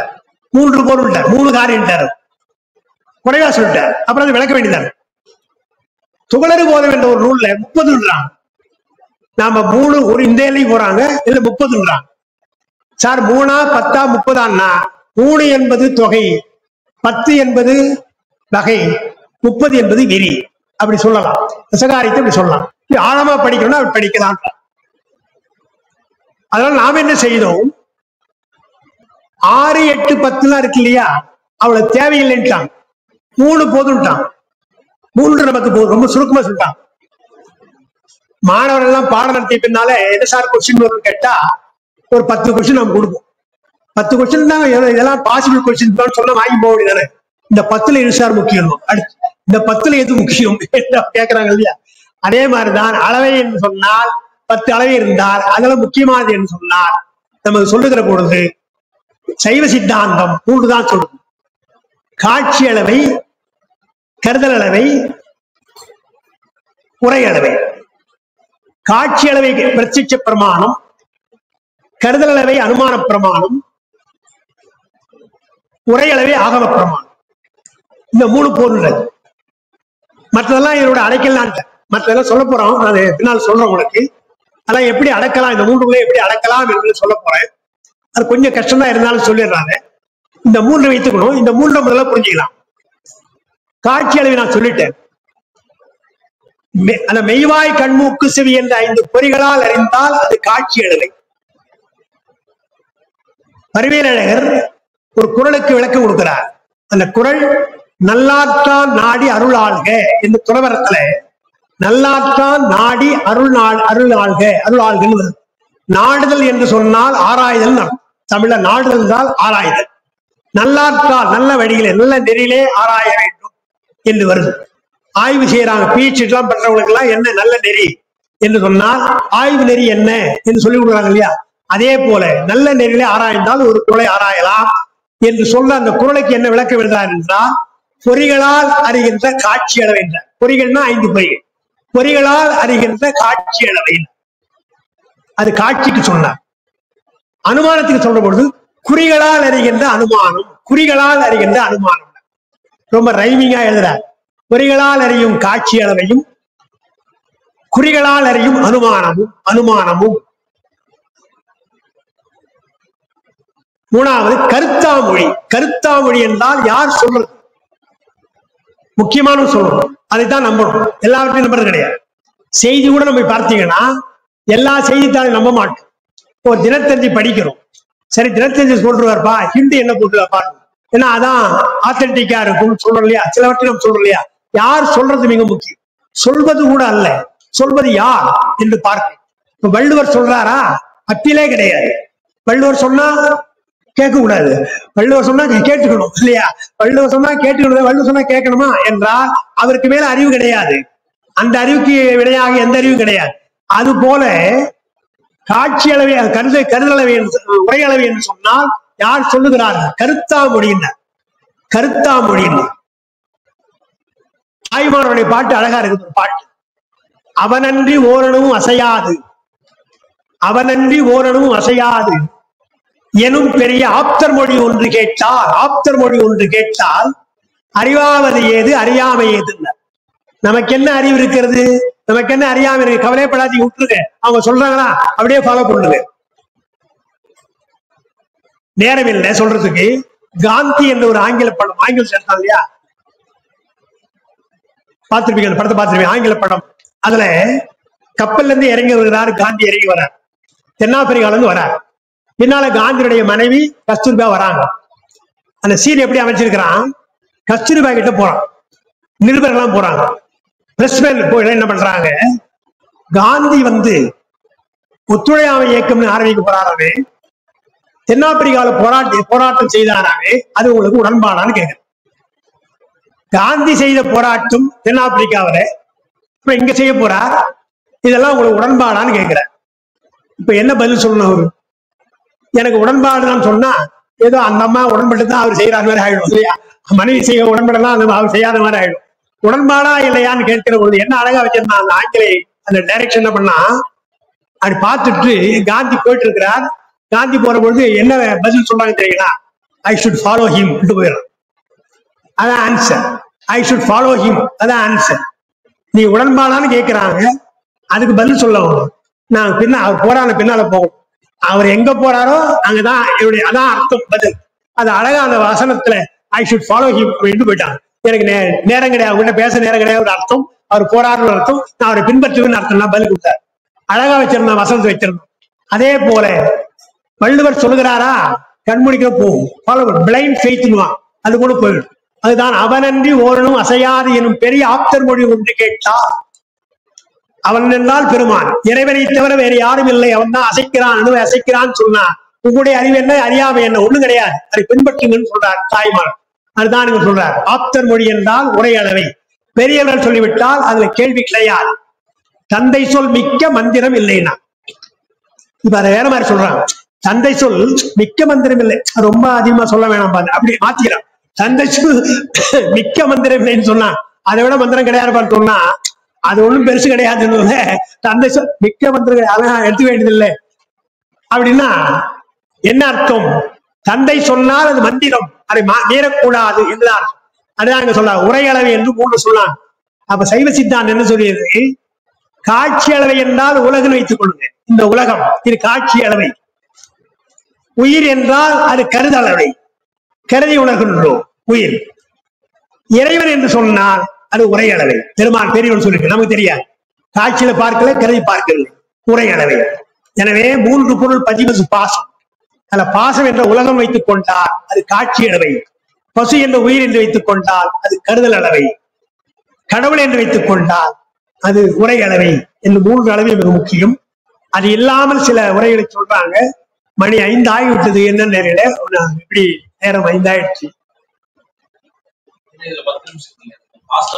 ஓ சரி, நான் வேக படிச்சிடறோம். அதாவது கொஞ்சம் ஓய்வா படிக்க வேண்டியது. உங்களுக்கு இந்த சித்தாந்த வினாவிடை இங்க இருக்குது, நான் அதில் தான் எடுத்தாந்தேன். ஏன்னா இதுல படிச்சாலே உங்களுக்கு போதும், நான் சொல்லணும்னு அவசியம் கிடையாது. ஒரு சிலவற்றை விட்டு உங்களுக்கு நான் சொல்லிடுறேன் எப்படின்றத. சொல்லுங்க. இது இருக்கு, இது இருக்கு, இல்ல இல்ல இருக்கு.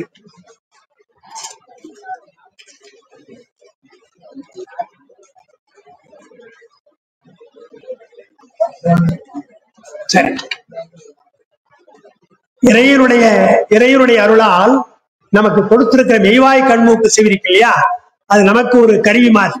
இந்த கருவிகளால் நாம் அளக்கலாம். கண்களால் பார்க்கிறோம், காதா கேட்கிறோம் இல்லையா, இதுவே ஒரு கருவிதான்.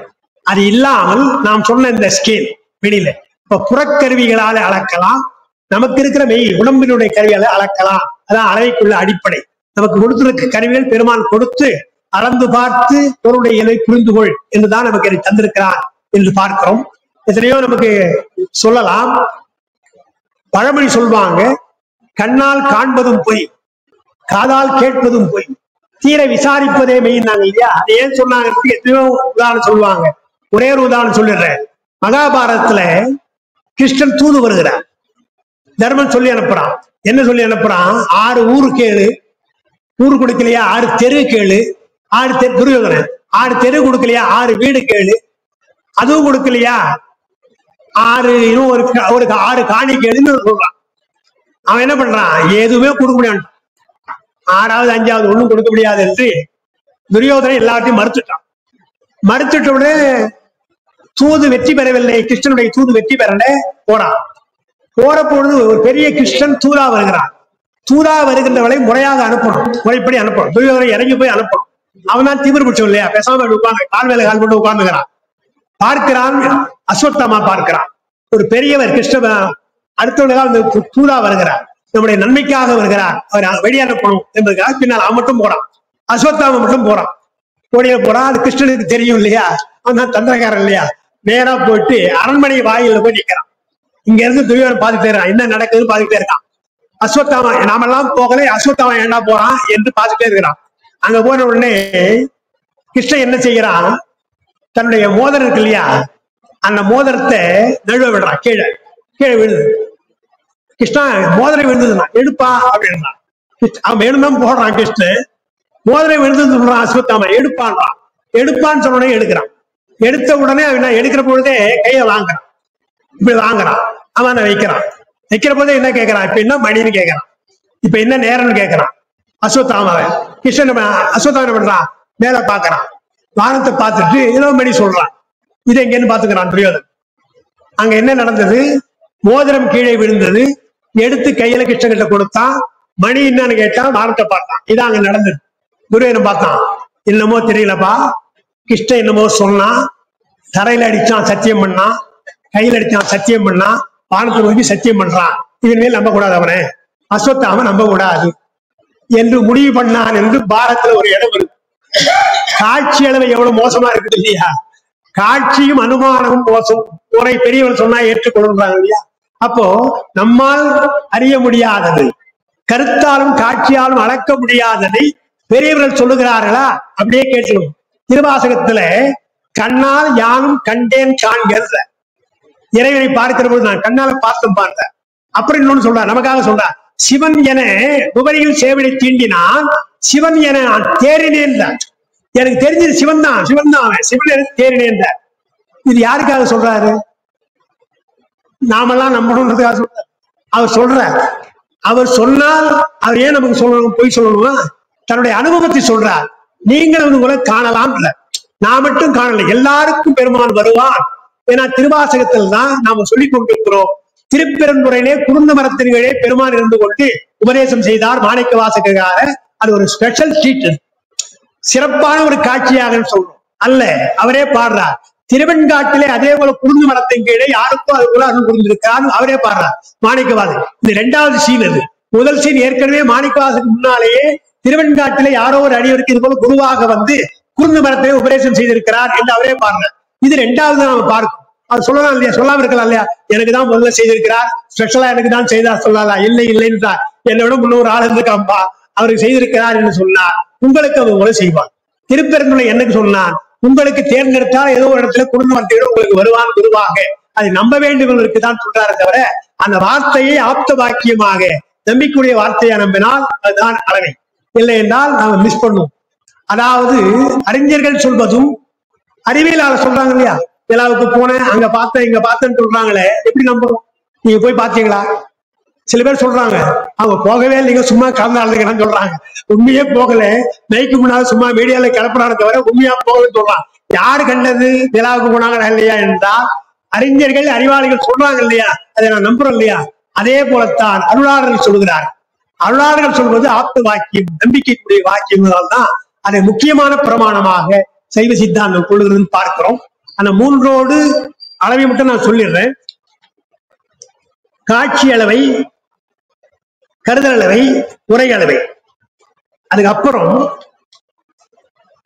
இன்மை அளவை, அபாவம். இன்மை அளவை என்றால் அபாவ பிரமாணம் இன்மை அளவை, அருத்தாவத்தி பிரமாணம் பொருள் அளவை, ஓமை அளவை உபமான பிரமாணம் ஓமை அளவை, ஒடிவளவை பாரிசேட பிரமாணம், உண்மை அளவை அல்லது சம்பவ பிரமாணம், வழக்களவை ஐதீக பிரமாணம், இயல்பளவை சுபாவ பிரமாணம் என்று இப்படி இருக்கிறது.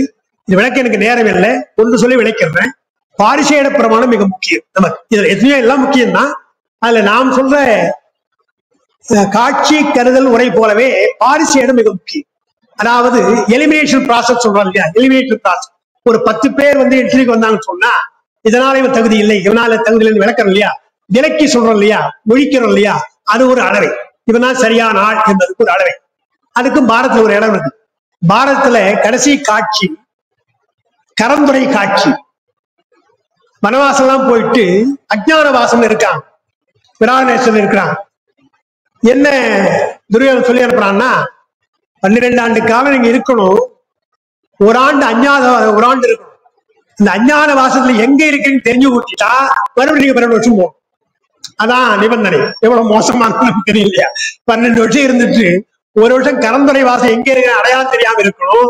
நீங்க இருக்கிற இடம் தெரிஞ்சு போச்சுன்னு சொன்னா மீண்டும் ஒரு 12 ஆண்டு காலம் போகணும். சரதாம் பாட்டு போயிட்டான், போய் கரந்துரை வாசமா இருக்கிறான். என்ன ஆகிறது அங்க, என்ன பிரச்சனை சொன்னா, திரௌபதியை அங்க இருக்கிற கீச்சகன் பிரான தேசத்தோட மைத்தூர் அந்த கீச்சகன் விரும்புறான். என்னடா இது, நாம் வந்த நேரம் மறைந்து கிடக்கிறோம், இவன் வேற ஒருத்தர் வந்து பம்பு பண்றான்னு சொல்லி என்ன பண்றான், பீமன் கிட்ட போய் சொல்றான். திரௌபதி கீச்சகன் பலமான ஆளவன், பீமன் கிட்ட சொல்றான், இந்த மாதிரி பம்பு பண்றான்னு உடனே, நீ கவலைப்படாத, இன்னைக்கு ராத்திரி அந்த மண்டபத்துக்கு வர சொல்லிட்டு, நீ வந்துடுற, நான் வந்துடுறேன், நீங்களும் வந்துருன்னு சொல்லிட்டு வந்துட்டு. அதே மாதிரி திரௌபதி நாளைக்கு ராத்திரி எங்க வந்துருங்க என்று சொல்லிட்டு இவன் என்ன பண்றான், பீமன் புடவை போட்டுட்டான். புடவை போட்டுட்டு திரௌபதி மாதிரி போய் உட்கார்ந்துறான். இவன் என்ன நினைச்சான், திரௌபதி தான் உட்கார்ந்து ஆசையா கேட்டு வந்து போட்டான். சண்டை நடக்குது. சண்டையில 2 பேரும் அடிக்கிறாங்க. கீச்சகன் இறந்து போறான். கீச்சகன் இறந்து போனான் என்ற செய்தி துரியோதனுக்கு கிடைக்குது. துரியோதனுக்கு வந்த உடனே ரொம்ப மகிழ்ச்சி அடைகிறான். என்ன மகிழ்ச்சின்னு சொன்னா, பாண்டவர்கள் இருக்கிற இடம் தெரிஞ்சு போச்சுன்னு. கீச்சகன் இறந்து போறதுக்கும் பாண்டவருக்கு நினைச்சுன்னா ஒரு விஷயம் என்னன்னா, கீச்சகன், துரியோதனன், பீமன் 3 பேரும் சமபலம் உடையவன். இந்த 3 பேரும் ஒருத்தர் அடிச்சு சாகலாமே தவிர 4வது ஒருத்தர் வந்து அடிக்க முடியாது. ஒன்று பீமன் அடிச்சு கீச்சகன் சாகும், இல்ல கீச்சகன் அடிச்சு பீமன் சாகும், இல்ல துரியோதனன் அடிச்சு சாகும். இப்ப என்ன சொல்றான், கீச்சகன் இறந்து போனான் என்றால் துரியோதனன் நான் இங்க இருக்கிறேன், அப்ப யார் அடிச்சிருக்க முடியும், பீமன் தானே. அப்ப எங்க இருக்கிறான், விராடத்துக்கு இருக்கிறான், எனவே நாடு கொடுக்க முடியாது என்று அங்க சொல்லுகிறான் வருது இல்லையா. இதுதான் பாரிசேட பிரமாணம். நேரடியா பார்க்கல பீமன் கொன்றது, நான் கொல்லவில்லை. 3 பேர் நாங்க கொல்லணும், கீச்சகன் கொல்லப்படுகிறான், நான் கொல்லவில்லை என்றால் எஞ்சி இருக்கிறவன் யார், அவன் தான். நேரா பார்க்கல, ஆனால் எஞ்சி இருக்கிறதாலே அது பாரிசேஷம் என்றால் ஒடிவு அளவை, எலிமினேஷன். நான் இல்லை என்றால் அவன் தான் என்று சொல்றது ஒடிவளவை. இது போல தத்துவங்களை சிலவற்றை நாம நேரா அறிய முடியாமல் ஒடிவளவை அளக்கலாம், அளந்து பார்க்கலாம் இல்லையா. இதெல்லாம் தான் அளவினுடைய சிறப்புன்னு சொல்லுவாங்க. அதை ஓய்வாக நீங்க இந்த சித்தாந்த வினாவிடல் படிச்சீங்கன்னா கொஞ்சம் எளிமையா விளக்கும். இது மற்ற நூல்களையும் படிக்கலாம். சித்தியால அளவு வரும், படிக்கிற போது விளக்கமா வரும். இதுல உரைநடையா போட்டுருவாங்க, ஈஸியா உரைநடையில போட்டு மேற்கொள்ளாரு. சித்தாந்த வினாவிடை திரவியாதீனம் இங்க இருக்கு, இங்க கிடைக்கும். திரவியாதீனம் கிடைக்கும். அதனால சரி, இந்த அளவோடு நான் அருமையான ஒரு வாய்ப்பினை தந்த நம்முடைய சங்கரா கல்லூரிக்கும் நம்முடைய தமிழ்